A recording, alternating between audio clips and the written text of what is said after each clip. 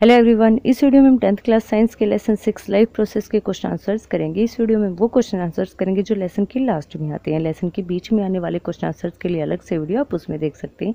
Hindi medium के बच्चों के लिए भी अलग से पार्ट्स हैं, आप उनमें देख लीजिएगा। चलिए शुरू करते हैं। फर्स्ट क्वेश्चन है, the kidney in human being are a part of the system. अब किडनी हमारे शरीर का एक पार्ट है, लेकिन वो किस सिस्टम से बिलोंग करता है वो हमें इस क्वेश्चन के अंदर बताना है। सबसे पहले न्यूट्रिशन। न्यूट्रिशन के अंदर क्या है, हमने जो भी खाना खाया उसको स्मॉल पार्टिकल्स के अंदर डिवाइड करके एब्जॉर्ब करना और हमारे शरीर के हर पार्ट तक उसको पहुंचाना, ये काम किसका होता है? न्यूट्रिशन का होता है। फिर उसके बाद है रिस्पिरेशन। हमने जो भी खाना खाया है उसके एब्जॉर्प्शन के बाद और हमने जो सांस ली है उसके अंदर जो ऑक्सीजन हमारे लंग्स ने एब्जॉर्ब की है, उन दोनों की रिएक्शन करके हमारे शरीर को एनर्जी प्रोवाइड करवाना रिस्पिरेशन के अंदर शामिल होता है। फिर उसके बाद है एक्सर्शन। एक्सर्शन के अंदर क्या होता है, जब हमारे शरीर के अंदर रिस्पिरेशन प्रोसेस होती है, मतलब ऑक्सीजन के साथ रिएक्शन करके जो भी हमने खाना खाया है और फिर हमें एनर्जी मिलेगी, उस टाइम पे उस रिएक्शन के बाद कुछ वेस्ट मटेरियल बनते हैं जिनको शरीर से बाहर निकालना ज़रूरी होता है, तो वो एक्सर्शन के अंदर शामिल किए जाते हैं। तो हमारी जो किडनी होती है ना, वो एक्सर्शन का ही काम करती है, वो वेस्ट मटेरियल को हमारे शरीर से बाहर निकालती है। तो सी हमारा आंसर हो जाएगा। हम एक बार फोर्थ भी देख लेते हैं। फोर्थ है ट्रांसपोर्टेशन। ट्रांसपोर्टेशन का मतलब क्या होता है? अब देखिए, ऑक्सीजन तो लंग्स ने एब्जॉर्ब की है, लेकिन जो रिएक्शन हुई है ना, वो सेल के अंदर हुई है, माइटोकॉन्ड्रिया के अंदर। तो उस ऑक्सीजन को उस सेल तक पहुंचाने का काम कौन करेगा? ट्रांसपोर्टेशन सिस्टम करेगा, जिसके अंदर ब्लड और साथ में हार्ट शामिल है। तो अगर आपसे पूछा जाए कि ब्लड और हार्ट किस पार्ट का, किस सिस्टम का एक पार्ट है, तो वो ट्रांसपोर्टेशन का हो जाएंगे। अगर आपसे पूछा जाए स्मॉल इंटेस्टाइन किसका पार्ट है, तो स्मॉल इंटेस्टाइन न्यूट्रिशन का एक पार्ट है। आपने अगर लेसन की वीडियो देखी तो आपको ये सारा अच्छे से समझ आ जाएगा। तो हमारा इस क्वेश्चन का आंसर होगा सी। सेकंड क्वेश्चन है, the xylem in plants are responsible for. Plants के अंदर सिर्फ दो ही टिश्यू होते हैं, एक तो जाइलम और एक फ्लोएम। आप इसको याद कैसे रख सकते हो? देखिए, जाइलम के अंदर जय की आवाज आ रही है, तो जाइलम जल, जल को हम क्या कहते हैं? वाटर। ऐसे ही सेम फ्लोएम के अंदर है, फ्लोएम और फूड बिल्कुल सेम आवाज आ रही है, बिल्कुल सेम साउंड है। तो जाइलम किसका ट्रांसपोर्टेशन करता है? जल का, वाटर का। तो ट्रांसपोर्ट ऑफ वाटर। अगर यहाँ आपसे फ्लोएम का पूछा जाता तो हमारा बी आंसर हो जाता, ट्रांसपोर्ट ऑफ फूड। अब यहाँ जाइलम है तो हमारा ए आंसर हो जाएगा। नेक्स्ट क्वेश्चन है, the autotrophic mode of nutrition require. Autotrophic कौन से होते हैं? जो अपना खाना खुद बनाते हैं, जैसे प्लांट। सिर्फ प्लांट ही ऐसे होते हैं जो अपना खाना खुद बनाते हैं। अब जो भी ह्यूमन वगैरह है, जो एनिमल्स हैं, वो सारे किसी दूसरे का बनाया हुआ यूज करते हैं। अब इसके लिए क्या क्या रिक्वायरमेंट होती है? तो कार्बन डाइऑक्साइड और वाटर। आपको पता है कि जो ऑटोट्रोपिक मोड होता है ना, फोटोसिंथेसिस की प्रोसेस की वजह से पॉसिबल हो पाता है। वो फोटोसिंथेसिस की प्रोसेस की वजह से अपना खाना खुद बना पाते हैं। तो फोटोसिंथेसिस की प्रोसेस के लिए क्या क्या रिक्वायरमेंट होती है? एक तो कार्बन डाइऑक्साइड, साथ में वाटर, क्लोरोफिल और सनलाइट। अब इसके अंदर यही सारे ऑप्शन के अंदर पूछ रखे। देखिए, फर्स्ट ऑप्शन है कार्बन डाइऑक्साइड और वाटर। कार्बन डाइऑक्साइड तो प्लांट्स एनवायरमेंट से लेते हैं, वाटर रूट से लेते हैं, क्लोरोफिल उनके अंदर खुद होता है, सनलाइट उनको सन से मिल जाता है। तो इन चारों की हेल्प से वो फोटोसिंथेसिस की प्रोसेस करके अपना खाना खुद बनाते हैं। तो इसलिए हमारा आंसर क्या हो जाएगा? All of the above. Fourth question है, the breakdown of pyruvate to give carbon dioxide water energy takes place in. देखिए, सबसे पहले हमने जो खाना खाया ना, वो स्मॉल इंटेस्टाइन ने उस कार्बोहाइड्रेट को ग्लूकोज के अंदर कन्वर्ट कर दिया। फिर उस ग्लूकोज को पायरुवेट के अंदर चेंज किया जाता है। ग्लूकोज के अंदर तो कार्बन के 6 मॉलिक्यूल होते हैं, जबकि पायरुवेट के अंदर कार्बन के 3 मॉलिक्यूल्स होते हैं। अगर आपसे क्वेश्चन में पूछा जाए कि ग्लूकोज को पायरुवेट में कहाँ चेंज किया जाता है, तो उसका आंसर होता है साइटोप्लाज्म।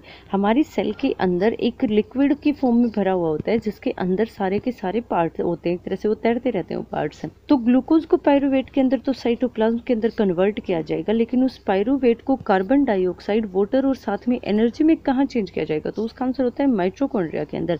ये दो अलग अलग क्वेश्चन है, आपको स्पेशली ध्यान रखना है कि अगर ग्लूकोज को पायरुवेट में चेंज करने के लिए पूछा जाए कि कहाँ पे चेंज किया जाता है, तो वो चेंज किया जाता है साइटोप्लाज्म के अंदर। लेकिन उस पायरुवेट को आगे कार्बन डाइऑक्साइड, वाटर और एनर्जी में कहाँ बदला जाता है? माइटोकॉन्ड्रिया में। तो यहाँ पे भी माइटोकॉन्ड्रिया हमारा आंसर हो जाएगा, जिसे हम सेल का पावर हाउस भी कहते हैं। क्वेश्चन देखिए, how are fat digest in our bodies, where do the process takes place. हमारे शरीर के अंदर फैट का डाइजेशन कहाँ पे होता है? अब इसके लिए पहले हमें थोड़ा सा और वो पता होना चाहिए। सबसे पहले हम खाना खाते हैं, वो माउथ के अंदर जाता है, फिर वो फूड पाइप से होते हुए स्टमक के अंदर जाएगा, फिर वो स्टमक के बाद जाएगा स्मॉल इंटेस्टाइन के अंदर, फिर वो वहां से होते हुए शरीर से बाहर निकाल दिया जाएगा। अब इस क्वेश्चन में स्पेशली फैट का पूछ रखा है, तो फैट के अंदर क्या होता है? इसके अंदर लार्ज ग्लोबल्स होते हैं, तो उनको पहले स्मॉल पार्टिकल्स के अंदर ब्रेक डाउन करना होता है, ताकि उनके ऊपर एंजाइम कार्य कर सके, वर्क कर सके। तो इसके ऊपर दो तरह के एंजाइम काम करते हैं। एक तो हमारे लीवर से निकलता है बाइल बाइल जूस है। लीवर के अंदर इस तरह का एक स्ट्रक्चर होता है और यहाँ पे ना एक छोटा सा हिस्सा होता है लीवर का, जिसे हम गोल ब्लैडर कहते हैं। तो लीवर के अंदर से प्रोड्यूस होगा एक बाइल जूस जो इकट्ठा होगा यहाँ पे गोल ब्लैडर के अंदर। तो बाइल जूस स्मॉल इंटेस्टाइन के स्टार्टिंग में आकर मिलता है, स्मॉल इंटेस्टाइन से खाने के अंदर आकर मिल जाता है। वो बाइल जूस स्पेशली क्या करता है, फैट को छोटे छोटे पार्टिकल्स के अंदर तोड़ देता है। हमारा जो हमें पता है कि फैट है वो लार्ज ग्लोबल्स में होता है, तो वो लार्ज ग्लोबल्स को स्मॉल ग्लोबल्स के अंदर तोड़ देता है, छोटी छोटी गोलिकाओं में, मतलब बड़ा एक गोला सा इस तरह से उसको छोटे छोटे पार्ट्स में तोड़ देता है। फिर उसके बाद पेनक्रियाज में से पेनक्रियाटिक जूस निकलता है। वो पेनक्रियाटिक जूस उन स्मॉलर ग्लोबल्स के ऊपर काम करके उनका इमल्सिफिकेशन कर देते हैं, जिससे वो और अच्छे से हमारी स्मॉल इंटेस्टाइन एब्सॉर्ब कर पाती है। तो अब इसके लिए सबसे ज़्यादा इंपॉर्टेंट होता है बाइल जूस। बाइल जूस की वजह से ही वो छोटे छोटे पार्टिकल्स के अंदर टूट जाता है, स्मॉल ग्लोबल्स के अंदर टूट जाता है। अब इसको तोड़ना ज़रूरी क्यों होता है, ताकि जो पेनक्रियाटिक एंजाइम है वो उसके ऊपर इजीली एक्ट कर सके और हमारी स्मॉल इंटेस्टाइन उसको इजीली एब्सॉर्ब कर सके। तो इस तरह से हमारी फैट का डाइजेशन होता है। बाइल जूस आकर मिलेगा स्मॉल इंटेस्टाइन के स्टार्टिंग में, फिर उसके बाद उसके ऊपर पेनक्रियाटिक जूस, पेनक्रियाट यहाँ होता है स्टमक के थोड़ा सा नीचे, फिर पेनक्रियाटिक जूस आकर मिलता है। ये दोनों अब इसमें ये तो क्या करेगी, स्मॉल ग्लोबल्स के अंदर तोड़ देगी। फिर उसके बाद ये पेनक्रियाटिक जो एंजाइम है वो इसके ऊपर वर्क करेगा, उसका इमल्सिफिकेशन कर देगा। फिर हमारी जो स्मॉल इंटेस्टाइन है वो उस इजीली एब्सॉर्ब कर लेगी। सिक्स्थ क्वेश्चन देखिए, what is the role of saliva in the digestion of food. Saliva is secreted by the salivary gland. ये हमारे मुंह के अंदर होते हैं, टंग के नीचे, जीभ के नीचे एक ग्लैंड होती है, उसके अंदर से इसका प्रोडक्शन होता है। It makes the food soft for easy swallowing, मतलब ये खाने को सॉफ्ट बना देती है, नरम बना देती है, ताकि जो फूड पाइप है ना उसके अंदर आगे खाने को जाने में ज़्यादा दिक्कत ना हो। It contain A digestive enzyme, मतलब इसके अंदर एक डाइजेस्टिव एंजाइम भी होता है जो डाइजेस्टिव सिस्टम में हमारी हेल्प करता है। Salivary analysis break down starch into sugar. जो हमने खाना खाया ना उसके अंदर जो स्टार्च है वो उसको शुगर के अंदर कन्वर्ट कौन करता है, हमारा जो सलाइवा होता है ना वो करता है। वैसे तो कई काम होते हैं, लेकिन अगर सिर्फ डाइजेशन ऑफ फूड पूछा जाए तो उस टाइम एक तो ये खाने को नरम बना देती है ताकि फूड पाइप के अंदर आसानी से खाना चला जाए, और दूसरा इसका काम होता है स्टार्च को शुगर के अंदर कन्वर्ट करना। Next question, what are the necessary condition for autotrophic nutrition and what are its product. Autotrophic nutrition का मतलब क्या है, अपना खाना खुद बनाना, और ऐसा सिर्फ और सिर्फ प्लांट ही कर सकते हैं। प्लांट अपना खाना खुद बनाते हैं, और वो किसकी वजह से बनाते हैं, फोटोसिंथेसिस की प्रोसेस की वजह से। तो फोटोसिंथेसिस प्रोसेस क्या होता है, जब कार्बन डाइऑक्साइड, वाटर, क्लोरोफिल और सनलाइट, कार्बन डाइऑक्साइड और वाटर तो क्या होते हैं, ये तो रिएक्टेंट होते हैं, और प्रेजेंस में ये हमारे कैटालिस्ट का काम क्या करते हैं। कैटालिस्ट का मतलब क्या होता है, वो सिर्फ उस रिएक्शन को कम या ज़्यादा कर देता है, उसकी स्पीड को बढ़ा देता है या घटा देता है। ये ना रिएक्टेंट होते और ना ही प्रोडक्ट होते। तो अगर हम रिएक्टेंट की बात करें तो सिर्फ कार्बन डाइऑक्साइड है जो पौधे एनवायरनमेंट से लेते हैं, प्लांट्स एनवायरनमेंट से लेंगे, और वाटर वो रूट्स से एब्जॉर्ब कर लेंगे। क्लोरोफिल उनके अंदर पत्तों के अंदर होता है, और सनलाइट उनको सन से मिल जाता है। तो इन दोनों की प्रेजेंस जरूरी है। अगर क्लोरोफिल या सनलाइट नहीं है तो फोटोसिंथेसिस की प्रोसेस नहीं होगी। फिर उसके बाद बनता है एक तो ये ग्लूकोज, सुक्रोज जिसको हम बोल देते हैं, और साथ में ऑक्सीजन। ऑक्सीजन को तो पौधे क्या करते हैं, एयर के अंदर उसी टाइम छोड़ देते हैं, और इसको जब अपनी एनर्जी की जितनी उनको ज़रूरत होगी उतना तो वो यूज़ कर लेंगे, बाकी को वो स्टोरेज कर लेंगे किसी भी फॉर्म के अंदर। वो रूट के अंदर भी कर सकते हैं, वो स्टीम के अंदर भी कर सकते हैं, किसी फ्रूट के रूप में भी कर सकते हैं। तो इसके लिए नेसेसरी कंडीशंस क्या होती हैं वो देखिए। Autotrophic nutrition takes place through the process of photosynthesis. Photosynthesis की प्रोसेस से ही ऑटोट्रोपिक न्यूट्रिशन होता है, मतलब पौधे अपना खाना खुद बना पाते हैं।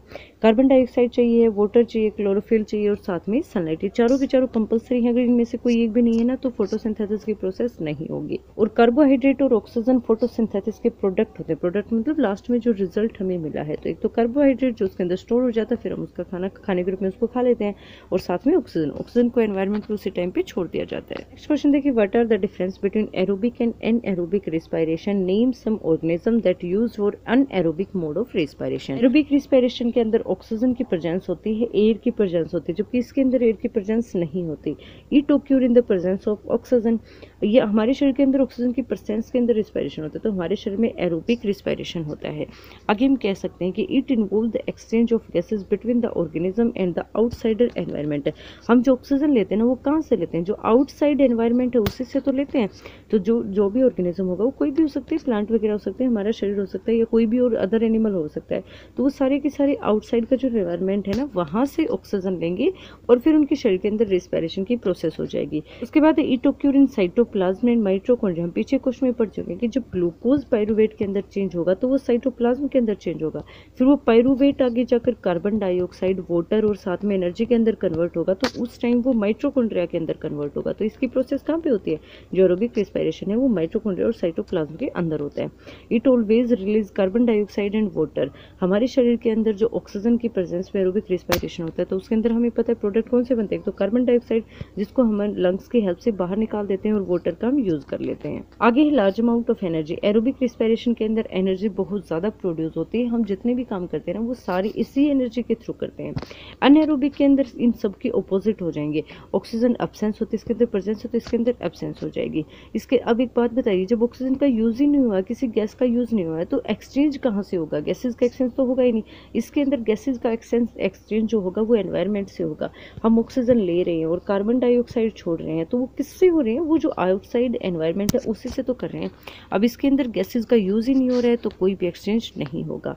It occur only in cytoplasm. ये सिर्फ साइटोप्लाज्म के अंदर होता है, ये माइटोकॉन्ड्रिया के अंदर नहीं होता। इसके अंदर एनर्जी भी बहुत ही कम होती है। Energy release is very low, बहुत कम एनर्जी हमें मिलती है। 2 ATP के आसपास एनर्जी मिलती है, जबकि इससे 38 ATP हमें मिलती है। देखिए 2 ATP और 38 ATP में कितना ज़्यादा फर्क है। आप लेसन की वीडियो देख लीजिएगा ताकि आपको ATP वगैरह में समझने में दिक्कत ना आए। It produce alcohol and carbon dioxide. इसके अंदर तो कार्बन डाइऑक्साइड बनती है, साथ में वाटर बनता है और साथ में एनर्जी मिलती है। जबकि इसके अंदर एल्कोहल, जिसको मेथनॉल भी बोलते हैं, एल्कोहल और साथ में कार्बन डाइऑक्साइड बनता है। सिर्फ इसके अंदर कार्बन डाइऑक्साइड, वाटर वगैरह कुछ नहीं बनता, एनर्जी बनती है और वो भी बहुत ही कम।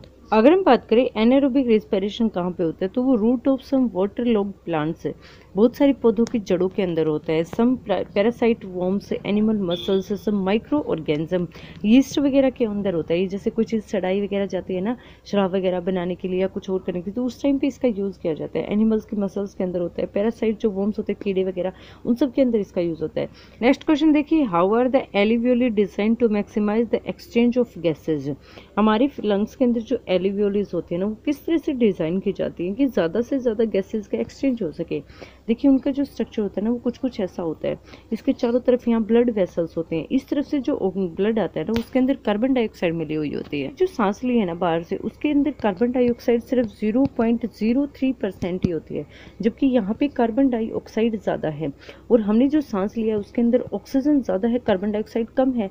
तो यहाँ पे कार्बन डाइऑक्साइड ज़्यादा होने की वजह से वो इस एलिवियोली के अंदर चली जाएगी। और यहाँ पे ऑक्सीजन ज़्यादा है, यहाँ पे ऑक्सीजन कम है, तो ये हाई कंसंट्रेशन से लो कंसंट्रेशन की तरफ इस तरफ चली जाएगी। तो अब इसके ब्लड के अंदर कार्बन डाइऑक्साइड नहीं है, अब इसके अंदर ऑक्सीजन मिल चुकी है। कार्बन डाइऑक्साइड उस एलिवियोली के अंदर चलेगी और ऑक्सीजन बाहर ऑक्सीजन उसके अंदर मिल गई। अब तो इस तरह से किसी एलिवियोलीज के अंदर कार्बन डाइऑक्साइड वाले ब्लड को ऑक्सीजन वाले ब्लड के अंदर चेंज कर दिया जाता है। कार्बन डाइऑक्साइड वाले ब्लड को हम डीऑक्सीजनेटेड बोलते हैं और ऑक्सीजन वाले ब्लड को हम ऑक्सीजनेटेड बोलते हैं। तो अगर आपसे पूछा जाए कि डीऑक्सीजनेटेड ब्लड को ऑक्सीजनेटेड ब्लड के अंदर कहाँ चेंज किया जाता है, तो एलिवियोलीज के अंदर। अब इस क्वेश्चन में पूछा गया कि एलिवियोलीज को किस तरह से डिजाइन किया गया कि ज्यादा से ज्यादा गैसेज का एक्सचेंज हो सके। ये इस तरह से एक स्ट्रक्चर होता है हमारे लंग्स के अंदर। जब हम अंदर सांस लेते हैं ना तो उस टाइम पे ये चारों तरफ फैल जाती हैं और फैलने की वजह से इनके अंदर हवा भर जाती है। अब देखिए ये सारे का सारा हिस्सा गैस का एक्सचेंज कर सकता है, तो कितनी ज्यादा जगह प्रोवाइड हो गई। एक लंग्स के अंदर 300 से 350 मिलियन तक एलिवियोलीज होते हैं, दोनों को मिलाकर तो 700 मिलियन तक हो जाती हैं। तो कितनी ज्यादा एलिवियोलीज काम करती हैं हमारी लंग्स के अंदर। हम हमारी एलिवियोलीज को चारों तरफ फैला दे तो वो 80 मीटर स्क्वायर एरिया को कवर करेंगे। इस तरफ भी 80 मीटर, इस तरफ भी 80 मीटर, इतना ज्यादा एरिया हमारी एलिवियोलीज कवर कर लेंगी। तो इस तरह से वो ज्यादा से ज्यादा जगह प्रोवाइड करवा देते हैं। अब इसको इस तरह से लिख सकते हो, the alveoli are the small balloon like structure present in the lungs. Lungs के अंदर एक छोटे से बलून की तरह, जब हम बलून के अंदर हवा भरते हैं ना पहले तो वो छोटा सा दिखाई देता है, जब हम उसके अंदर हवा भरते हैं तो वो चारों तरफ फैल जाता है और बहुत सारी जगह रहता है, उसके अंदर बहुत सारी जगह आ जाती है। तो ये बिल्कुल सेम स्ट्रक्चर होता है। The walls of the alveoli consist of extensive network of blood vessels. ये बहुत सारी ब्लड वेसल्स से कनेक्ट होते हैं। ये कार्बन डाइऑक्साइड को तो अपने अंदर सोख लेंगे और उसके अंदर ऑक्सीजन मिलाकर उसको ब्लड के अंदर मिला देंगे। तो ये बहुत सारी ब्लड वेसल्स के अंदर कनेक्ट होती है। क्वेश्चन देखिए, what would to be consequence of a deficiency of haemoglobin in our bodies. हमारे शरीर के अंदर हीमोग्लोबिन ब्लड के अंदर होता है और इसका काम क्या होता है, ऑक्सीजन को एक जगह से दूसरी जगह पे पहुंचाना। जब हमारे लंग्स के अंदर ऑक्सीजन एब्जॉर्ब की जाती है फिर उसके बाद वो ऑक्सीजन के साथ मिलकर ऑक्सी हीमोग्लोबिन बना देती है और फिर वो ऑक्सी हीमोग्लोबिन की फॉर्म में एक जगह से दूसरी जगह पे जाती है। तो जब डेफिशिएंसी हो जाएगी हीमोग्लोबिन की, तो उस टाइम पे शरीर के सभी सेल्स के अंदर ऑक्सीजन की भी कमी हो जाएगी। ऑक्सीजन की कमी होने की वजह से अब ऑक्सीजन का काम हमें पता है कि वो जो हमने खाना खाया उसके साथ रिएक्शन करके हमें एनर्जी प्रोवाइड करवाती है। तो अब अगर ऑक्सीजन की कमी होगी तो सीधी सी बात है एनर्जी भी कम प्रोड्यूस होगी और हमारे शरीर को थकावट महसूस होगी, और इस सिचुएशन को हम एनीमिया कहते हैं। अब हम इसको लिखेंगे कैसे? Haemoglobin is the respiratory pigment that transport oxygen to the body cell for cellular respiration. Cell के अंदर जो रेस्पिरेशन प्रोसेस होती है, मतलब ऑक्सीजन का जो हमने खाना खाया है उसके साथ रिएक्शन होकर एनर्जी प्रोवाइड करवाना रेस्पिरेशन कहलाता है। तो उसके लिए ऑक्सीजन अवेलेबल करवाना, सेल के अंदर ऑक्सीजन कौन पहुंचाएगा? हीमोग्लोबिन पहुंचाएगा। Therefore, deficiency of hemoglobin in blood can affect the oxygen supplying capacity of the blood। अगर हीमोग्लोबिन की डेफिशिएंसी हो जाएगी तो ऑक्सीजन की जो सप्लाई है ना उसके ऊपर इफेक्ट पड़ेगा, ऑक्सीजन की सप्लाई कम हो जाएगी। This can lead to deficiency of oxygen in a body cell. हमारे सेल्स के अंदर ऑक्सीजन की कमी हो जाएगी और इस सिचुएशन को हम एनीमिया कहते हैं। 7th क्वेश्चन देखिए, describe double circulation in human beings, why is it necessary. अब इसके अंदर क्या है, इसने पूछ रखा है कि डबल सर्कुलेशन सिस्टम कैसे होते हैं ह्यूमन बीइंग्स के अंदर। हमारे शरीर में सबसे पहले लंग्स के अंदर ऑक्सीजन एब्जॉर्ब की जाती है। लंग्स के अंदर एलिवियोलिस होती हैं जो कार्बन डाइऑक्साइड को लेकर उसके अंदर ऑक्सीजन मिला देती हैं। फिर वो ब्लड हार्ट के अंदर जाता है, फिर हार्ट के अंदर से उसको पंप करके पूरे शरीर के अंदर पहुंचा दिया जाता है। फिर वहां से वो ब्लड जब वापस आएगा तो वापस आते टाइम वो ऑक्सीजन को तो सेल को दे आएगा और वापस आते टाइम वो कार्बन डाइऑक्साइड लेकर आएगा। फिर उस कार्बन डाइऑक्साइड ब्लड को लेकर वो वापस हार्ट के अंदर आएगा। फिर हार्ट से होते हुए जब हार्ट उसको पंप करेगा तो वो फिर से लंग्स के अंदर चला जाएगा। फिर यहाँ दोबारा वही सेम प्रोसेस होता है, वो दोबारा कार्बन डाइऑक्साइड उसके अंदर से एलिवियोलिस के द्वारा एब्जॉर्ब की जाती है और उसको शरीर से बाहर निकाल दिया जाता है और ऑक्सीजन को उसके अंदर मिला दिया जाता है। फिर से इसके अंदर ऑक्सीजन मिल गई तो ये दोबारा से हार्ट के अंदर आएगा, फिर ये पूरे शरीर के अंदर चला जाएगा। फिर वहां से वो ऑक्सीजन को देखकर वापस आते टाइम फिर से कार्बन डाइऑक्साइड ले आएगा, दोबारा से हार्ट में आएगा और फिर लंग्स के अंदर। तो इस तरह से पूरा प्रोसेस चलता रहता है। तो भी हमारे हार्ट के अंदर ब्लड दो बार आ रहा है, एक तो ऑक्सीजन लेकर और एक कार्बन डाइऑक्साइड लेकर। तो इसलिए इसे हम क्या कहते हैं? Double circulation system. इस क्वेश्चन के लिए हमें हार्ट की वर्किंग के बारे में भी पता होना चाहिए। हमारे हार्ट के 4 पार्ट्स होते हैं। ऊपर वाला जो हिस्सा होता है वो एट्रियम होता है और नीचे वाला हिस्सा वेंट्रिकल होता है। ये राइट वाला हिस्सा है और ये लेफ्ट वाला हिस्सा है। अब सबसे पहले इसके अंदर जहां आपको ब्लू दिख रहा है ना, तो इसका मतलब वो कार्बन डाइऑक्साइड वाला ब्लड है, और जहां आपको ये वाला येलो वाला हिस्सा दिख रहा है ना, इसका मतलब वहां ऑक्सीजन वाला ब्लड है। ऑक्सीजन और कार्बन डाइऑक्साइड दोनों तरह के ब्लड का कलर रेड ही होता है। कार्बन डाइऑक्साइड वाला ब्लड थोड़ा सा डार्क होता है। ये सिर्फ इसमें समझाने के लिए बता रखा है। अब इसमें क्या होता है, देखिए पूरे शरीर से ब्लड आ रहा है कार्बन डाइऑक्साइड लेकर, फिर वो यहाँ इस हिस्से में आएगा, फिर ये ऐसा अंदर की तरफ दबाव डालेगा ताकि सारे का सारा ब्लड यहाँ नीचे चला जाए। फिर यहाँ इस तरह से उसके ऊपर प्रेशर डाला जाता है। प्रेशर की वजह से ये वाल्व होते हैं बीच में जो आपको ये थोड़े थोड़े दिखाई दे रहे हैं ना रास्ते, ये वाल्व होते हैं। जब ये वाला वॉल्व खुलता है ना तो ये बंद हो जाता है, जब ये बंद होता है तो ये खुल जाता है। अब इसमें जब पहले तो ये वाला खुला होगा तब ये बंद हो जाएगा। जब यहाँ पूरी तरह से ब्लड भर जाएगा उसके बाद यहाँ से इस तरह से उसके ऊपर प्रेशर डाला जाता है अंदर की तरफ। मैं आपको 3D में भी समझा दूंगी। फिर जब प्रेशर डाला जाएगा और ये रास्ता बंद हो जाएगा तो सिर्फ ये रास्ता बचेगा। अब इस रास्ते के अंदर से आसानी से वो ब्लड प्रेशर के साथ ऊपर की तरफ चला जाएगा और ये रास्ता जाता है आगे लंग्स के अंदर। तो लंग्स के अंदर ब्लड चला गया, कार्बन डाइऑक्साइड वाला ब्लड लंग्स के अंदर चला गया। अब लंग्स के अंदर क्या किया जाएगा? कार्बन डाइऑक्साइड तो उसके अंदर से एब्जॉर्ब कर ली जाएगी और उसके अंदर ऑक्सीजन मिला दी जाएगी। फिर लंग्स के अंदर कार्बन डाइऑक्साइड को बाहर निकाल दिया जाएगा और ऑक्सीजन को उस ब्लड के अंदर मिला दिया जाएगा। अब वो ब्लड दोबारा से हार्ट में आएगा। अब की बार वो राइट वाले हिस्से में नहीं आएगा, वो लेफ्ट वाले हिस्से में आएगा। तो वो पहले लेफ्ट एट्रियम में आएगा, यहाँ वो इकट्ठा होगा, फिर उसके बाद ये अंदर की तरफ सिकुड़ जाएगा। सिकुड़ने की वजह से सारे का सारा ब्लड नीचे आ जाएगा। जब ये पूरा भर जाएगा तो उस टाइम इसके ऊपर यहाँ से एक और सिकुड़न होगी, ये अंदर की तरफ दबाव डालेगा। तो अब ये वाला रास्ता बंद हो जाएगा। जब ये वाला रास्ता खुला होता है तो ये बंद होता है। अब की बार ये वाला रास्ता बंद हो जाएगा और ये खुल जाएगा। तो जब इसके ऊपर अंदर की तरफ प्रेशर डालेगा तो सिर्फ ये वाला रास्ता बचा हुआ है। ये जो ब्लू वाली जो आपको दिखाई दे रही है वेंस, इसके पीछे से जा रहा है। तो अब यहाँ से होते हुए वो पूरे शरीर के हर हिस्से में चला जाएगा। तो इस तरह से ब्लड हमारे हार्ट के अंदर 2 बार आता है। मैं इसको एक बार पार्ट भी बता देती हूँ। आर्टरीज के अंदर ऑक्सीजन वाला ब्लड होता है और वेन्स के अंदर कार्बन डाइऑक्साइड वाला ब्लड होता है। सिर्फ और सिर्फ जब लंग्स के अंदर जाएंगे ना आर्टरीज और वेन, उस टाइम अपोजिट होता है। जब लंग्स के अंदर आर्टरीज जाएंगी तो वो कार्बन डाइऑक्साइड वाला ब्लड लेकर जाएंगी और जब लंग्स से वापस ऑक्सीजन वाला ब्लड लेकर आएंगी तो वो वेन्स लेकर आएंगे। सिर्फ यहाँ अपोजिट होता है। बाकी सारे शरीर के अंदर सिर्फ आर्टरीज तो ऑक्सीजन वाला ब्लड लेकर जाएंगी और वेन्स कार्बन डाइऑक्साइड वाला ब्लड लेकर जाएंगे। मैं आपको 3D में भी बता देती हूँ। ये देखिए हमारे शरीर के अंदर यहाँ से ये ऊपर वाले हिस्से से रक्त आ रहा है और ये नीचे वाले हिस्से से रक्त आ रहा है। फिर वो रक्त पहले यहाँ दाई आलिंद के अंदर आएगा, फिर वो यहाँ इकट्ठा हो जाएगा, फिर ये दाई आलिंद अंदर की तरफ सिकुड़ जाएगा, फिर दबाव की वजह से वो सारा का सारा रक्त नीले के अंदर चला जाएगा, फिर वो यहाँ पर इकट्ठा होता रहेगा। जब ये पूरा भर जाएगा तो उस टाइम पे ये वाला वॉल्व बंद हो जाएगा, रास्ता बंद हो जाएगा और यहाँ से रास्ता खुल जाएगा। आप ध्यान दीजिए कि ये नीले अंदर की तरफ सिकुड़ रहा है, तो जब ये अंदर की तरफ सिकुड़ेगा तो ये एक तरह से इसको पंप कर रहा है, जोर से इसके ऊपर दबाव डाल रहा है। उस दबाव की वजह से यहाँ पे देखिए सिर्फ एक ही तो रास्ता है, ये वाला रास्ता बंद हुआ है, ये रास्ता खुला हुआ है। जब ये पूरी तरह से भर जाएगा तो ये बंद हो जाएगा और ये खुल जाएगा, तो यहाँ से जो रक्त आएगा वो फेफड़ों के अंदर चला जाएगा। तो पूरे शरीर से रक्त पहले दाएं आलिंद के अंदर आएगा, फिर यहाँ पे ये वोल्व है, आप ध्यान से देखिए, जब ये वाला वोल्व खुल रहा है तो ये बंद हो जाता है, जब ये खुलेगा तो ये वाला बंद हो जाता है। तो जब पहले यहाँ दाएं आलिंद से होते हुए इसके माध्यम से जब ये रास्ता खुला हुआ है तो उस टाइम पे ये यहाँ रक्त आ जाएगा, इकट्ठा होता रहेगा। फिर जब ये दाएं नीले अंदर की तरफ सिकुड़ जाएगा तो प्रेशर की वजह से इस नीले रास्ते से होते हुए, जो नीला रास्ता है ना, इसका मतलब है कार्बन डाइऑक्साइड वाला खून है इसके अंदर, तो फिर वो यहाँ से होते हुए फेफड़ों के अंदर चला जाएगा। फिर फेफड़ों के अंदर उस खून के अंदर से कार्बन डाइऑक्साइड तो सोख ली जाएगी और उसके अंदर ऑक्सीजन मिला दी जाएगी और वो कार्बन डाइऑक्साइड हमारे शरीर से बाहर निकाल दी जाएगी। फिर वो रक्त जिसके अंदर ऑक्सीजन है वो पहले यहाँ इस तरह से बाएं आलिंद के अंदर आएगा, फिर यहाँ से वो नीले के अंदर आ जाएगा और नीले के अंदर जब इसको अंदर की तरफ से सिकोड़ेगा, अंदर की तरफ दबाव डालेगा, तो फिर वो यहाँ से होते हुए इस तरह से चला जाएगा और इस महाधमनी से होते हुए शरीर के सभी भागों के अंदर चला जाएगा। तो इस तरह से हमारा जो ऑक्सीजन वाला खून होता है वो बाएं आलिंद के अंदर आएगा पहले, फिर देखिए यहाँ पे ये वाल्व खुल रहा है, फिर ये पूरी की तरफ भर जाएगा, फिर बाहर से इसके ऊपर दबाव डाला जाएगा ताकि सारा का सारा जो खून है वो नीचे की तरफ आ जाए, जो हमारा बायां नीला है उसके अंदर आ जाए। फिर जब ये पूरा भर जाएगा तो उस टाइम पे बाहर से या इसके ऊपर दबाव डाला जाएगा, इसको एक तरह से सिकुड़ा जाएगा। जैसे यहाँ देखिए ये अंदर की तरफ सिकुड़ रहा है तो प्रेशर के साथ जो ये खून है, अब ये वाला रास्ता बंद हो जाएगा। जब ये पूरी तरह से भर जाएगा तो उस टाइम पे ये रास्ता बंद होने की वजह से सिर्फ ये रास्ता खुला हुआ है, तो वो प्रेशर की वजह से, दबाव की वजह से यहाँ से होते हुए ये इसके पीछे की तरफ से जा रही है, नीली वाले के पीछे की तरफ से ये महाधमनी है, इस महाधमनी से होते हुए पूरे शरीर के अंदर चला जाएगा। अब हम इसको लिखेंगे कैसे, because both oxygen and carbon dioxide have to be transported by the blood. Oxygen भी और कार्बन डाइऑक्साइड भी दोनों का ट्रांसपोर्टेशन ब्लड से किया जाता है। The heart has different chamber to prevent the oxygen rich blood from mixing with the blood containing carbon dioxide.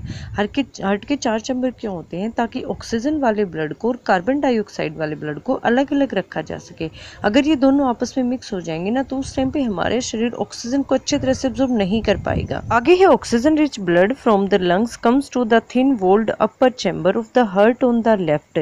जो भी ऑक्सीजन रिच ब्लड का मतलब वो ब्लड जिसके अंदर ऑक्सीजन काफी ज्यादा है, तो वो लंग्स के अंदर से आता है, फिर वो लंग्स के अंदर से हार्ट के अंदर आएगा और हार्ट के अंदर आएगा वो लेफ्ट की साइड में, हम ये पीछे पढ़ चुके हैं, लेफ्ट साइड में। फिर वो यहाँ से होते हुए पूरे शरीर के अंदर चला जाएगा। फिर पूरे शरीर से कार्बन डाइऑक्साइड वाला ब्लड आएगा और वो आएगा राइट साइड में, फिर वो राइट साइड से इस तरह से आएगा और फिर वो लंग्स के अंदर चला जाएगा। फिर the left atrium relax when it is collecting this blood.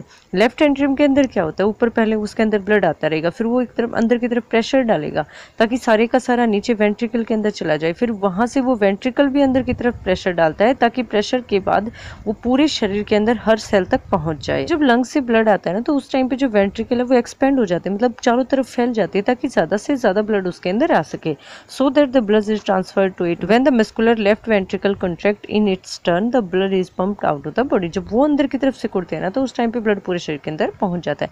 जो मैंने आपको शब्दों में बताया वो सारे का सारा आपको साइंस की लैंग्वेज के अंदर लिख के आना है। उसके बाद है डीऑक्सीजनेटेड ब्लड, मतलब वो ब्लड जिसके अंदर कार्बन डाइऑक्साइड है, comes from the body to the upper chamber on the right. ये राइट साइड के अंदर जो चैम्बर है ना उसके अंदर आएगा पूरे शरीर से, फिर यहाँ नीचे वेंट्रिकल में जाएगा और फिर वहां से होते हुए लंग्स के अंदर चला जाएगा।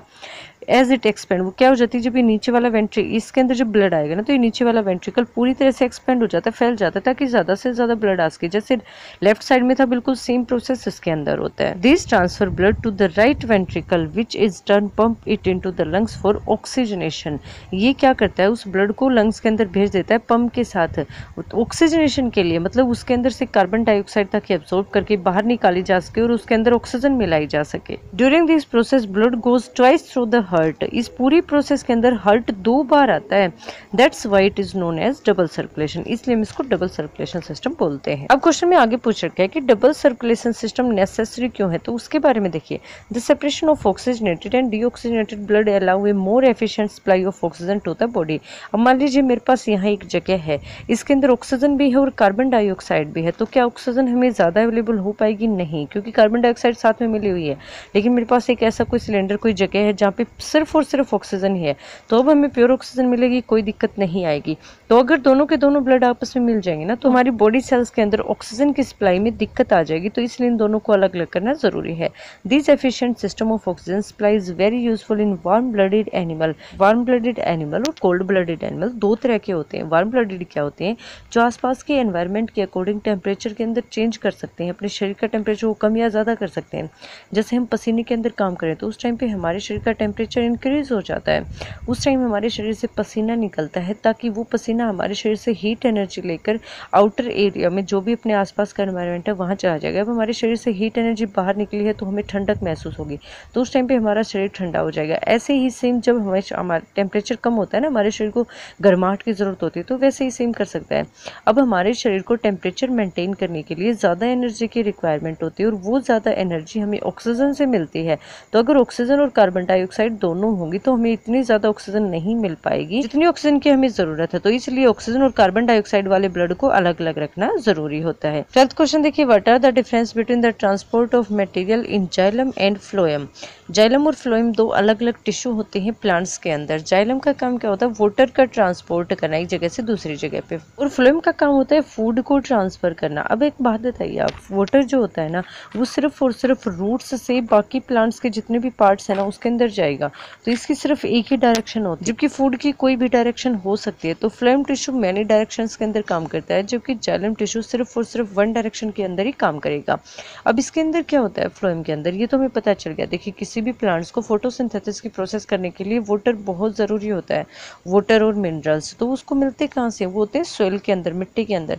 फिर वहाँ से रूट्स उसको एब्जॉर्ब करेंगे, एब्जॉर्ब करने के बाद स्टेम की हेल्प से उसको आगे पहुँचा देंगी। फिर उसके बाद फोटोसिंथेसिस की प्रोसेस होगी, और उस प्रोसेस के अंदर कार्बोहाइड्रेट यानी ग्लूकोज बनेगा, सुक्रोज जिसको हम बोलते हैं, सुक्रोज बनेगा। उस सुक्रोज का पहले तो प्लांट्स यूज कर लेंगे जितनी उनको रिक्वायरमेंट होगी, उसके बाद वो उसको एक जगह पे कहीं पे स्टोर होने के लिए भेज देंगे। वो रूट के अंदर भी भेज सकते हैं, वो स्टेम के अंदर भी भेज सकते हैं, वो फल वगैरह जो फ्रूट होते हैं उनमें भी भेज सकते हैं।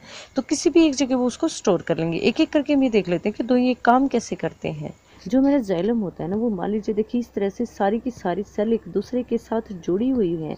अब इसके अंदर क्या है, मान लीजिए यहाँ पे हमारा लेव्स है, पत्ता है। अब ये क्या करेगा? इवेपोरेशन करेगा, ये वाष्प उत्सर्जन करेगा, ये पानी को भाप बनाकर उड़ा देगा। फिर यहाँ पे खाली, ये जगह खाली हो गई तो यहाँ से यहाँ आ जाएगा पानी, यहाँ से यहाँ जाएगा पानी। तो हर जगह पे है ना, हर हिस्से में है, तो इस तरह से वो एक जगह से दूसरी जगह पे चला जाएगा। अब यहाँ पे जो सबसे नीचे वाला हिस्सा है ये खाली हो गया। अब खाली होने की वजह से ये किससे जुड़ा हुआ है? रूट्स, मतलब जड़ों से जुड़ा हुआ है। जड़ों के अंदर पानी ज़्यादा है, यहाँ पे एक पानी कम हो गया, तो ये high concentration to low concentration चला जाएगा। तो इस तरह से ये एक पूरे पाइप की तरह काम करना शुरू कर देता है, और आसानी से जो भी मिनरल्स हैं और जो भी वाटर है वो लीव्स तक पहुंच जाएगा। किसकी हेल्प से? जाइलम की हेल्प से। फिर उसके बाद फ्लोएम कैसे काम करता है वो भी देखिए। मान लीजिए इस तरह से ये हमारा लीव्स है, इसके अंदर यहाँ पे ये इस तरह से जुड़ा हुआ है। मान लीजिए यहाँ पे फ्लोएम है। अब इस लीव के अंदर जो सुक्रोज बना है वो सुक्रोज यहाँ आ जाएगा। सुक्रोज अब इसको यहाँ पहुँचाना है, मान लीजिए इस जगह पे। अब वो जो सुक्रोज है ना वो सारे का सारे यहाँ आ जाएगा। अब यहाँ पे सुक्रोज ज्यादा हो जाएगा तो पानी की कमी हो जाएगी। अब इसी के कहीं आसपास जाइलम में मिलेगा। जाइलम के अंदर क्या होता है? वाटर होता है, तो वो वाटर यहाँ आ जाएगा, क्योंकि जहाँ पे कमी होगी हमेशा है ना, मान लीजिए मेरे पास यहाँ इस तरह से दो टंकियां हैं, हमने इसके बीच में पाइप लगा दी, तो जिस टंकी के अंदर पानी का लेवल ज्यादा होगा वहां से हमेशा पानी कहाँ जाएगा? जहाँ पे लेवल कम होगा। तो कोई भी चीज हमेशा एक जगह से दूसरी जगह पे कब जाती है? जब एक जगह पे लेवल ज्यादा हो और दूसरी जगह पे लेवल कम हो, तब वो ट्रांसपोर्ट करती है एक जगह से दूसरी जगह पे। तो इसी तरह यहाँ पानी ज्यादा था, यहाँ पानी कम हो गया तो यहाँ आ गया। अब ये हाईली कंसंट्रेशन एरिया बन गया, इसके अंदर वाटर और सुक्रोज दोनों ही ज्यादा हो गए, तो ये नीचे की तरफ फ्लो करना शुरू कर देगा, जहाँ पे नीचे भी और ऊपर भी दोनों तरफ काम कर सकता है ये। तो ये किसी भी डायरेक्शन के अंदर, यहाँ से हाई कंसंट्रेटेड एरिया से किसी भी डायरेक्शन में जा सकता है जहाँ पे कंसंट्रेशन बहुत ही कम है। कंसंट्रेशन क्या होती है, उसके अंदर पर यूनिट के अंदर कितने मॉलिक्यूल्स हैं। जैसे ये भी मैं आपको एक बार बता देती हूँ ताकि सारा कंसेप्ट आपको क्लियर हो जाए। मान लीजिए मेरे पास एक गिलास है, मैंने उसके अंदर 1 चम्मच चीनी डाल दी, एक गिलास पानी के अंदर 1 चम्मच चीनी डाल दी, तो अब उसके अंदर मिठास कम है, मैंने 2 चम्मच चीनी और डाल दी, अब उसके अंदर कंसंट्रेशन बढ़ गया, मतलब एक तरह से उसका गाढ़ापन। उसके अंदर जब हम एक घूंट भरेंगे तो उसमें जो चीनी के पार्टिकल्स हैं, जो शुगर के पार्टिकल्स हैं, वो बहुत ज़्यादा होंगे। तो जब हमने क्या किया, इसको उठा के हमने किसी बाल्टी वगैरह के अंदर डाल दिया, तो अब जो शुगर के पार्टिकल है ना वो अलग अलग डिस्ट्रीब्यूट हो गए। अगर अब पानी की एक घूंट भरेंगे तो अब वो मिठास नहीं आएगा जो पहले आ रहा था, तो अब उसकी कंसंट्रेशन कम हो गई। तो कंसंट्रेशन का मतलब क्या होता है कि किसी एक जगह के अंदर, एक फिक्स जगह के अंदर कितने पार्टिकल्स हैं उस चीज़ के।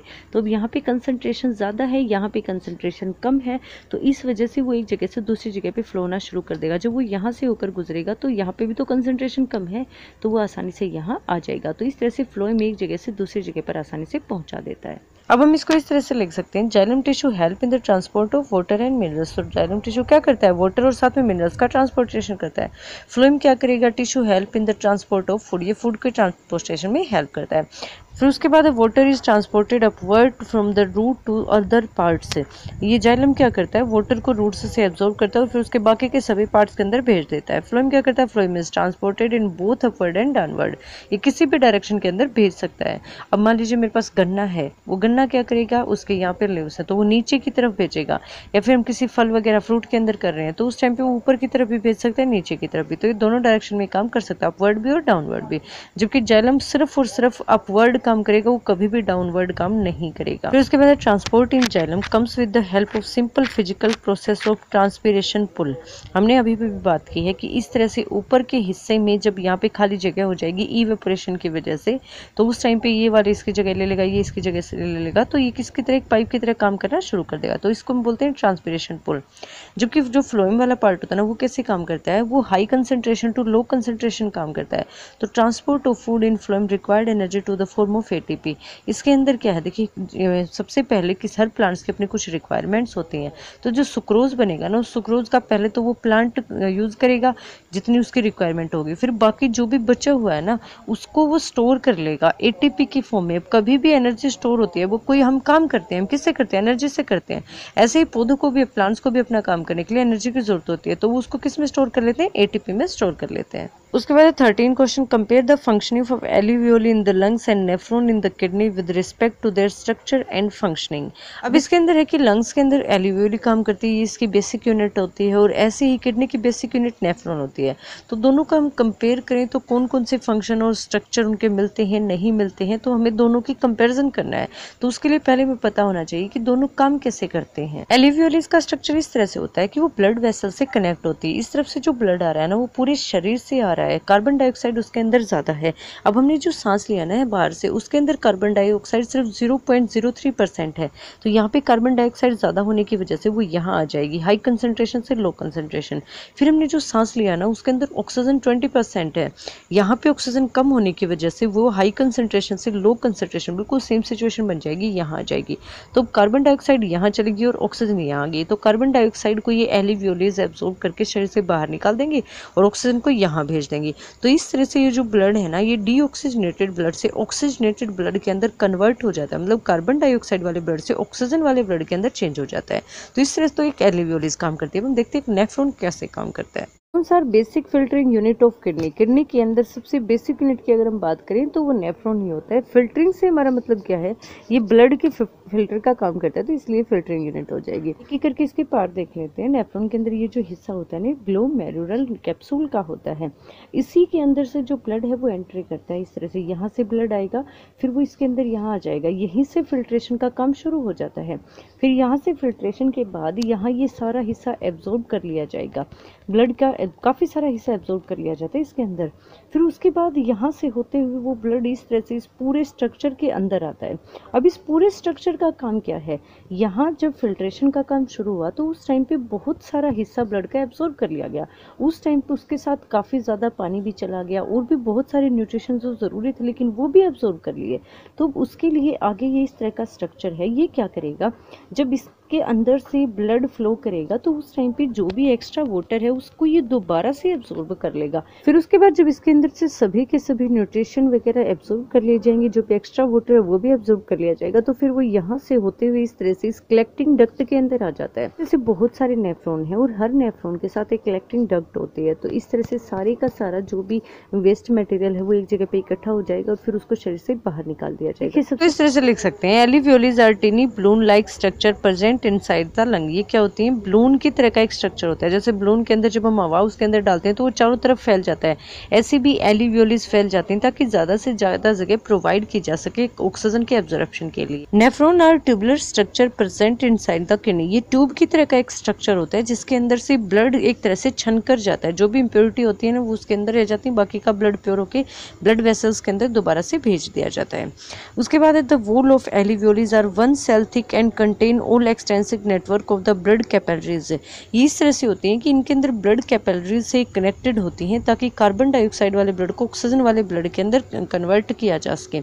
Nephron are made of glomerulus Bowman's capsule and a long renal tube. It contain a cluster of thin walled capillaries. Capillaries तो इसके अंदर भी होती हैं लेकिन इसके अंदर बोमेन कैप्सूल वगैरह जिनके बारे में हम पढ़ चुके हैं वो सारा कुछ इसका पार्ट होता है। उसके बाद the exchange of carbon dioxide and oxygen are takes place between the blood of the capillaries that surrounded the alveolus and the gas present in the एलिवियोलिस।